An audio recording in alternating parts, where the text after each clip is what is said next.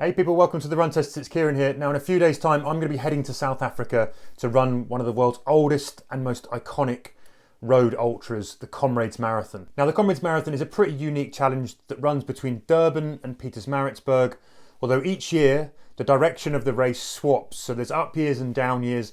This year I'm going to be running between Pietermaritzburg and Durban. I am on a down year, though in the down years there seems to be more up than in the up years, looking at the course profile. Now basically this race can take you anywhere between 6 hours and 12 hours. There's a very strict 12-hour cutoff. If you don't get in under 12 hours, you don't get to cross the finish line. They pull up across the barriers and you're done. The other unique thing about the Comrades is essentially, I think like 99.9% of this course is on road, but it's all on hill. So you're either going uphill or downhill. You could be running from 5 o'clock in the morning, anywhere between temperatures between kind of 15, I reckon, up to maybe even 24, 25. Depending on how long you're out on course. Now, if you've never heard of it, or Comrades has always been on your bucket list, I suggest you head over to Marathon Tours and Travel. I'm travelling over there. They basically put on packages which take away a lot of the logistical pain of travelling. They sort out hotels, organisation, all of those things. It's well worth looking into their packages. They've also got some great information about the challenge that awaits you when you get into the Comrades and why it's such a remarkable race. So I'll stick a link in the caption below. Go and check out their website for more information if you're tempted to whack this onto your bucket list or have a go next year. So when you're looking at a run that's going to take you anywhere between 6 hours and 12 hours, one of the big challenges is how you're going to fuel that run. Over the years, I've tested hundreds of products on different ultras. And what I'm going to do here in this video is take you right through how I'm going to fuel this run from the very moment I wake up, what I'm going to have for breakfast, how I'm going to fuel the pre-run, through the run, and how I finish it. Energy and hydration. So let's get into it.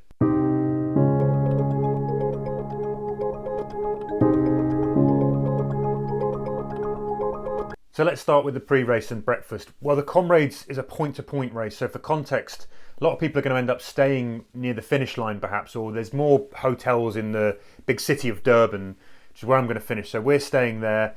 You have to be up and on a bus at 2:30 in the morning to get bussed to the start line in Pietermaritzburg. It's like a couple of hours on the bus. And then the race itself starts at 5:30, which is great because you beat a good chunk of the heat of the day, which is, you know, it's winter there, but it's still going to be hot. It's basically our summer here in the UK is their winter in terms of the temperature. It's going to be 20, 24, something like that. So you've got an early start.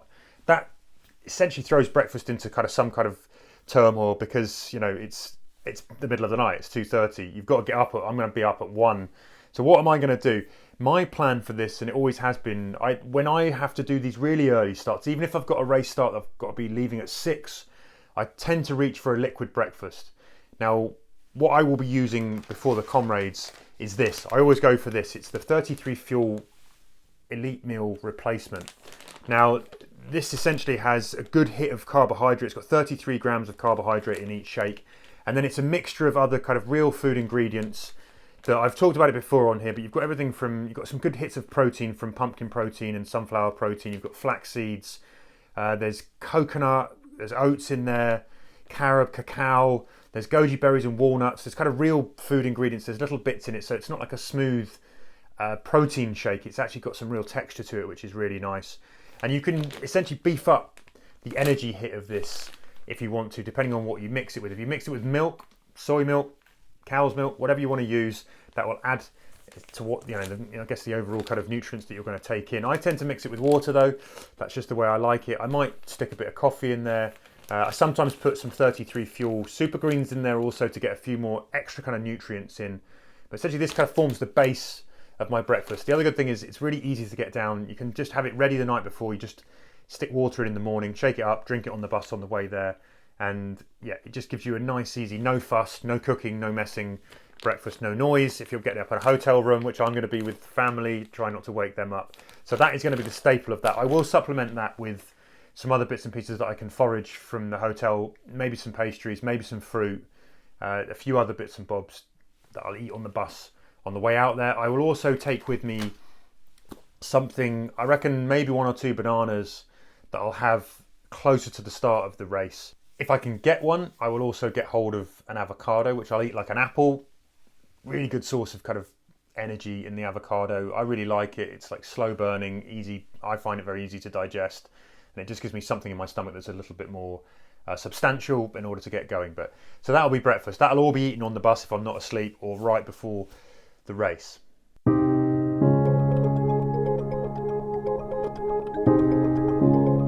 Now moving into the race, I'm looking at probably running about 9 hours. So there's a particular medal that you get called a Bill Rowan for going sub 9 hours. And I think this is going to be my aim. Hopefully I can achieve that without too much trouble.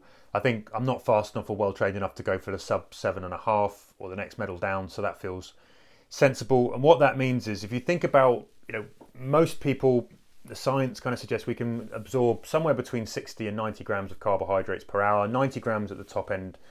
Pretty much if you're well trained and you're used to sort of taking on board a lot of energy. 60 grams is probably the safer end to avoid, any kind of stomach issues. And so if you think about that, what I've worked out here, I've got my little numbers. For my race, at the lower end of that, I've got to get on board around 540 grams of carbohydrates, ideally, for that race. Top end of that might be 810 grams. So how am I going to do that? Well, I've got some go-to sort of staples that I've been using for a long time. I will have a mix of products, mix of textures, mix of flavours. The other thing to consider, I don't want to be running with a big heavy pack. There are aid stations, I'm told, every kind of 2 kilometres that also carry other foods that you can pick up, fruit, potatoes, all sorts. So there's going to be ways that I can supplement if I need to. Hopefully some watermelon, some bits and pieces to add to this, but this is kind of my core, my base. If nothing else is working, this is my fallback plan, this is my go-to, it's my sort of self-sustaining kind of energy source that I've got. I'll be running with a belt and maybe a small vest, so I'll have some pocket space, but I don't want to go, I'm going to go quite minimal on this race because I don't want to be carrying kind of lots of gear.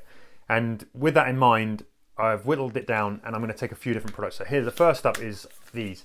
These are Precision Fuel and Hydration 90 gram carb gel pouches. So you get 90 grams in each pouch. It's a resealable pouch. I'm going to take 4 of these. So I'll have 360 grams of carbohydrates in these pouches. They're resealable, so you can take on board as much as you want at any time. You don't have to glug it all down in one go like a gel and get rid of the packet. These will fit all around my belt, and that is a really good solid kind of base of carbohydrates. The texture of these is not like a gel, it's more like a really loose jelly. They're really easy to get in, you can sort of suck them down very easy. They disappear in the mouth and they are very neutral flavoured. There is no flavouring in these, so absolutely, they're very easy on the stomach, I find, and because you can take little bits, you can kind of gauge that a bit more. If you're feeling a bit dodgy, then don't take on as much. Sometimes you want to take more, reseal it, put it away. They're also, because of that, they're just very easy to handle. Take one out, take as much as you want, recap it, put it back. So those pouches are going to be my go-to. So every now and again I will supplement those. I'm going to be taking 4 of these. These are 30 gram mint and lemon Precision Fuel and Hydration chews. They're little cubes, break in half, so you can take half on, take them all on at once, so you get 15 grams kind of per section here. They're much more kind of chewy, there's much more texture to them. It will break up, it's glugging down these, give you something else, different kind of mouth feel, which is important, different kind of flavour profile that, again, it's not overdone, it's quite a nice minty and kind of lemon, so it's quite refreshing. Not too sweet, but just about right, sort of pretty well balanced. So those will give me something, and I'll kind of intersperse those with the pouches as and when I need to. The other thing though that I will do in order to have completely kind of change of sort of flavour profile, I'm going to take a few different gels, and these I will tend to kind of save for when I want a bit more of a psychological boost, because the taste profile overall is a bit more enjoyable and a bit less kind of sports nutrition. One of them is this is the Vala energy gel. There's about 20 grams of carbs in each of these gels. It's a date-based gel. It's got dates, it's got maple syrup, it's got a bit of lemon juice in it. It's very sweet, but I really enjoy the flavour. If you're going to have to like dates to enjoy these, but what those will do, give you every now and again when I need something to taste completely different, a bit of a pep, something that works for the mind as well as the body, these will be kind of interspersed. So I'll save those for little treats along the way. I'm also going to take a couple of these. These are the Vela Forte Reba gels. These are blackcurrant and elderflower, so again, totally different flavour profile. I've got 110 milligrams of sodium in these gels as well, 22 grams of carbs per gel. They're not really gels, they're sort of like nectars. It's really loose, it's almost like a cordial in a way. So again, changing up the textures, changing up the feel in the mouth, and the flavours completely different, just to not get that kind of fatigue. Over 9 hours of eating one thing can be a bit too much. That gives me somewhere else to go as well. I've got options. I'm also going to take some other cubes. These are Vela Forte Amaro, Sour Cherry and Guarana. So again, you get a bit of natural caffeine. There's 75 milligrams of natural caffeine, 6 soft chews in this. Slightly different texture to the Precision Fuel and Hydration texture. And again, really nice natural flavours And again, something that's just a bit of a nice treat to look forward to. And then another one that I've gone to a load of times, these are a bit more like turbo sweets, it's like turbo Haribo. These are the Honey Stinger Organic Energy Chews. These ones are pink lemonade flavour. And in each pack, you've got 40 grams of carbohydrates. So again, 2 20-gram portions. But again, I might take a couple of those little chews every now and again interspersed just to mix things up. And that will be my fuel. That will give me enough to get round. I will then just supplement with things off the aid station. Whenever I see something that I think takes my fancy, I will stop and eat it. And I think it's going to be, it's enough. I've trained my gut well enough over running the Danube, where I pretty much ate everything and anything. Yeah, but I will also be using those aid stations to add different flavours, different textures, different types of energy. Maybe, we'll go for some fruit, bananas, those kind of things. Maybe some savoury stuff as well to mix up with the sweet, just to make sure that you've got this really nice balance. The one that the enemy really is kind of getting overkill on the sweet stuff. So all of the stuff I'm carrying with me is very sweet. So I'll use the aid stations as a counterpoint to that.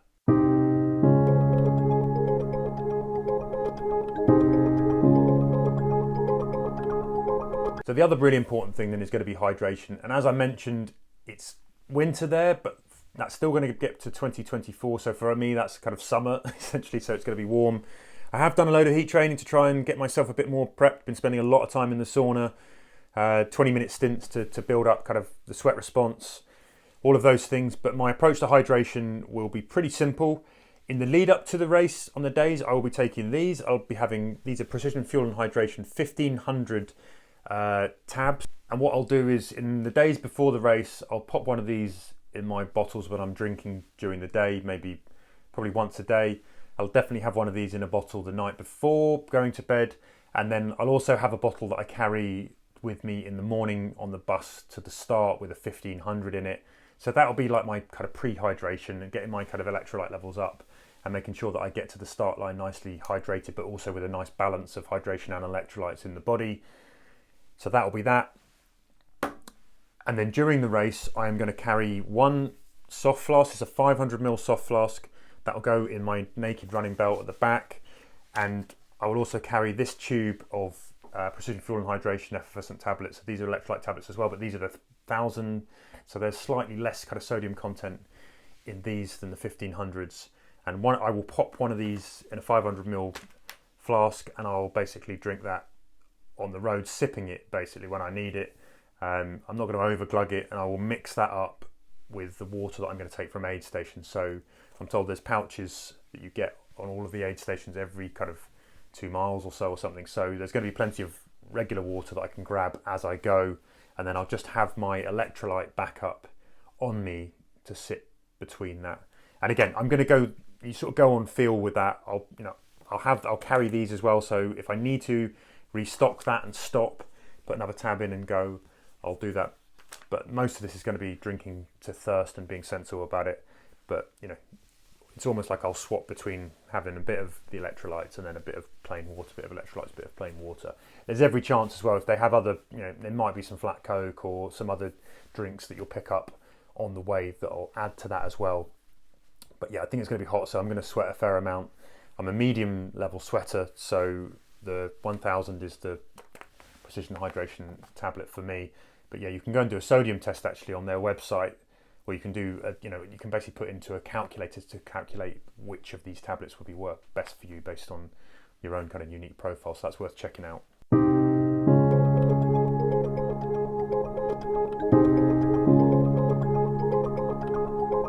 So a quick summary, breakfast is going to be a liquid breakfast with a few other bits that I'll take in a little packed breakfast to eat on the bus on the way there. I'll save something for about half an hour before the race that I eat, just to make sure I'm starting with something nice and kind of solid in my tummy.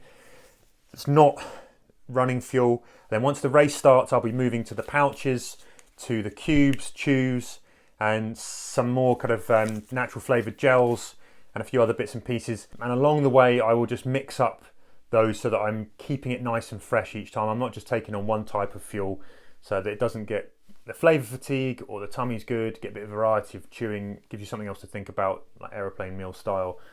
Supplement that with bits and pieces that I can forage from the aid stations and the tables, and that should be good. Just making sure that I eat early and eat well and keep topping up in little bits when I need it. And yeah, the energy is going to be key, keeping that energy high so you don't ever reach a point where you've not got a good supply of carbohydrates going into the body, and just judging that right is going to be important, particularly when you get towards the end of that race. So there you have it. That is my Comrades Marathon fueling strategy with the products that I've tried and tested that I really love. These are my go-tos. I think they're really reliable. I think they fit the bill perfectly for a race like this. Obviously, nutrition is very, very personal, but I would recommend all of these, at least giving them a test if you've not done before. That said, as ever, I would love to hear about what your fueling strategies are for ultras. How do you approach it? Do you go for sausage rolls, peanuts? I've seen people eat so many crazy things on ultras. Some people can't stomach going for the fuels and gels. Some people only eat savouries. Peanut butter sandwiches. What is it that gets you round those races? Hit us up in the comments below. Share the things that really work for you. It's great to let other runners see kind of other products that might be good. If you have any questions about how I'm going to approach this or how I've approached other ultra runs, hit me up in the comments below as well. I'm always happy to kind of share the things that I've learned over the 15 years that I've been doing these kind of races that brought me to this small selection of products that I now use. But yeah, otherwise, I'm off now to South Africa to go and tackle this race. Wish me luck. As ever, thanks very much for watching, and good luck with all the running that you're doing, whether you're racing, training, chilling out, going out and enjoying yourself. Fantastic. Let us know what you're up to. All the best. Happy running, people, and we'll see you again soon on the Run Testers.